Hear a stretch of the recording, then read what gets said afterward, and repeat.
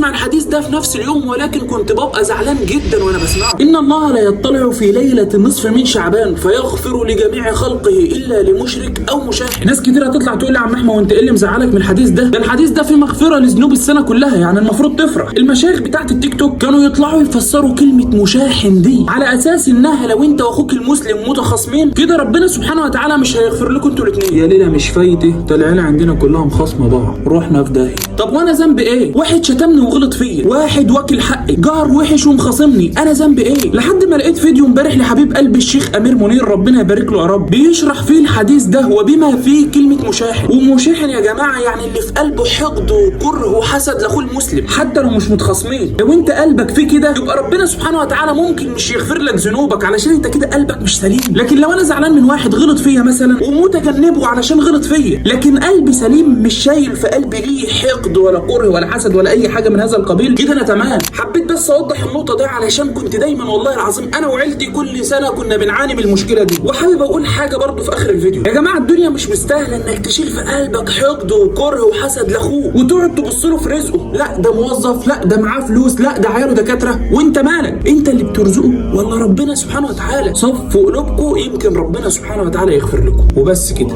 اشوفكم في فيديو جديد، سلام.